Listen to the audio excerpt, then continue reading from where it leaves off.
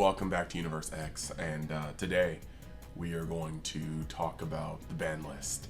We'll be getting through to the rest of the Zenkai series, Dawn of the Z Legends, archetype overviews and breakdowns. There are just a lot of kind of things going on right now that have been making my energy way less than consistent. So, yeah, a lot of people are geeking out that we currently don't have any ban lists. Like, you can go to the site and you can see that. And I wanted to get into a bit of a discussion about that today. So that being said, if you are down for my inconsistent content, you can go down and, click the notification button so that when I do upload, you can see it. Like the video and comment so that, it can trend. And then if you like, you can subscribe. Not saying, oh yeah, just subscribe here, but if you want to subscribe, the button's already there, So, yeah. Lots of people are up in arms about there not being a ban list, and I can't remember for the life of me if I said this in a previous video, or if it was just kind of like in the DMs with like Aspira or Giancarlo or Namani or Nick. But this makes complete sense to me. The game isn't just getting new cards, the game is changing. Like, it's Zenkai format is a crazy addition to the game. There are, like, if you take these decks that are currently out and you play against like actual good Zenkai decks, and I'm not talking about like Piccolo because I feel a little weird on that one. I'm talking about the likes of like Blue Pycon, Green Gotenks, Yellow Monkey Goku, Set 2 Vegito. You take these decks and you play them against old decks before the Zenkai series, and it's not close. It's really not close. It's actually scary how far the gap is. And with that in mind, without any events, being able to sit here and test out the limits of Zenkai format, there's not a reason for us to have a ban list. Like, I was playing some of these decks, and yeah, there are some massive combos, and you're gonna see some things that potentially need to be hurt. It's crazy that right now Fated Rivals and Green is such a strong combo. It's crazy that Fated Rivals can EX evolve into a set 3 Spirit Bomb Goku that can then swing and pick up 3 Paraguses from your grave. It's something that could have always happened, but there was never a Goku accessible enough, good enough to be played to evolve into it, and now there is. Right now you have the ability to have Mira, old Mira, like battering Champa Mira, swing, and he gains all of his attack boost, and then you use, since he keeps his attack boost until the end of the turn, you can then play Oolong, Greed is good, and copy his attack, and then have a massive swinger on its own. This can still be backed with Cooler, because Mira's going to cost 1, Oolong's going to cost, I think, 1. I believe so. And so you still have the ability to have a final game push that can potentially not be interruptible. It's actually very strong. If your opponent's at 2 life and you have like 5 energy, no, 2 life and you have 6 energy, it's really crazy, because you have 2 swings, and if they negate 1, the other one's gonna get through with Champa battering, or Champa Cooler. So it's a very wild world when you start to look at Zenkai. I mean, Pycon's got plays. Green Gotenks is a very strong deck. Vegito, just with those 2 cards introduced, bridge the entire deck, because it's a Z Awaken and a Z card. You don't have to draw them. The deck is just inherently different now. So yeah, that's just what I'm here to say. Banning cards right now almost is null and void, because anything out right now doesn't necessarily compete. Like, some people wanted U7 to get hit, I don't know why, but U7, it's not strong enough to contend with some of these decks. And then also, it's very hard to have blind picks. Like, looking at Vegito, as strong as it is, what are you going to ban from Vegito? What if you ban the wrong card and it does absolutely nothing? You've added a card to the ban list, and now you have to either errata something else next ban list, or you have to take something off next ban list and add something else on.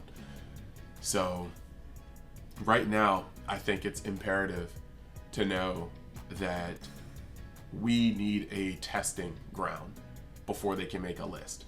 And that is what I have been saying. Like I said, I can't remember if I put it in video or not, but that has been my opinion since we started seeing the spoilers. I felt like there was going to be a very minimal ban list. I didn't think nothing was going to happen, but I thought there was going to be a very minimal ban list. Things like Swift Retaliation, Cooler being hit. Things like maybe Sensu being finally restricted to blue. Things like that. And then I thought the real sweeping ban list would come after. Like right before Zenkai Series 2, because at that point we would see the issues that could be linchpinned out. And right now, I think it's a very bold move not to touch anything. But right now, this is a testing season. If you think something should be banned, it is on you to sleeve that up and show exactly why it should be banned. That's literally what this is for. If you think a card is too dumb, well, let me just tell you, I hear the whispers and I'm pretty plugged in. So you'd also see freaking it on Fash's comments. Like when I say plugged in, being plugged in is all about keeping your ear to the ground. Go in the forums. Like if you have not followed Dragon Ball Super, like the discussion group, get in there. You will find so much information. Just today, without any formal announcement, Fash just straight up said in a comment string that there will be events every single month between now and Nationals. He's the head judge. Literally the head judge. So there's no better person to know this outside of Bandai themselves. So if you feel like a card should be banned, go to these events and show us why it should be banned. If you and your friends and your testing group and your teams crank out the turnout that turns Bandai's head, they'll know what to touch. But until then, this is just going to be a format where people are going to be able to flex exactly what's going on and be able to see how to go from here. So that's pretty much the general thing. Before I go into my closing, I just want to say I don't really have like a witty point here. Pretty down in the dumps right now. But if you want to help out the channel any more than you already are by watching this video, liking it, commenting, I have 3 channels. You can subscribe to any of them. I think with my spare time, I'm gonna find a game to stream on Twitch, and we might just go from there and just do some streaming. I still do have the little sponsorship from Dr. Squatch. I have links in the description that you can go to and just kind of vibe out on that. The stuff is really good product, and I'm sorry for the low energy of this video. It is just the past couple of days have been a little much considering. So with that out of the way, yeah, it's just we got a lot of stuff hopefully planned. Thinking about doing a theme change. We got a cool new movie and I want to do something with that.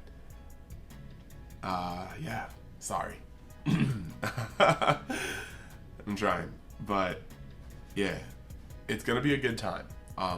Now that most of the set is up, now is the time to be on tap testing, because I will say this wholeheartedly, if you don't know how the Zenkai format has changed the hierarchy of the Bandai universe, if you know what I'm saying, if you get that reference, leave it down in the comments. But yes, Zenkai series, that's effectively what it's doing. The hierarchy of the Bandai universe, hierarchy of power of the Bandai universe is changing. And I think that we should all be practicing as much as possible. Hopefully the prizes get stepped up on, and hopefully we're going to be able to see a prosperous Wild Wild West type format before we have to move in to the Nationals format. And I'm not saying, like, I'm kind of in a weird mix because I personally hate sets coming out right before Nationals. But that's what this game has been doing and probably will continue doing unless something massively changes. However, in the meantime, you need to know how this set works, because I can't believe that Zenkai Series 2 is going to wipe out all the prominent decks that are going to come out of Zenkai Series 1, the anniversary box.